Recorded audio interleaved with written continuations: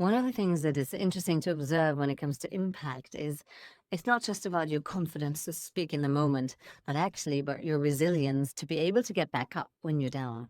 It's about having enough energy to motivate yourself to go that extra mile that we all want you to go, that you expect yourself to go.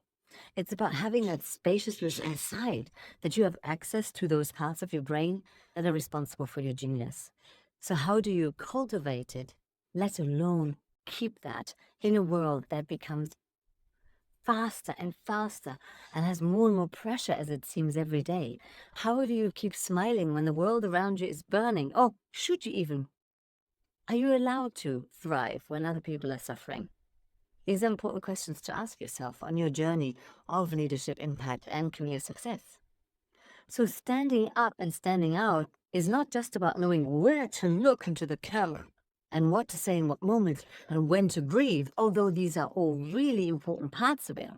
But it is very much the deep work of understanding who you are and who you want to be and who you can allow yourself to be in any given moment, especially in those critical impact opportunities.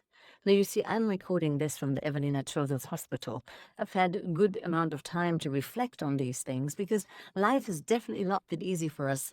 Well, in the last year, and certainly not in the past months, my son has undergone multiple surgeries, is in continuous pain, and at this point, there's not even a way out. So, how on earth can you thrive in that? How do you keep going? How do you not just dissolve in despair? And that is sometimes things that people ask me. And to be fair, it's not that I don't despair.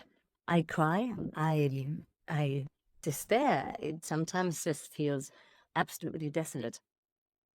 But then I have found quite a few ways to get back up. People call that resilience. Maybe it's called bounce back. They could call it growth. Call it what you want. I don't care at this point. What I do care about is that there is an innate ability for us to really grow, rise, thrive, and do well in times of so called adversity. And I insist on that. I need that. I will not just sit down here and cry all day, every day. This is not what I came here to do. I came to have a good life. I came to bring a lot of joy and liberation. And if I have to do that from a hospital, so be it. But nothing will stop me from being myself and living my life. What about you? Are you interested in building more capacity, more resilience for yourself?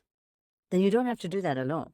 I'm more than happy to guide you through and to create a journey of meaning, impact, and purpose with you. Get in touch.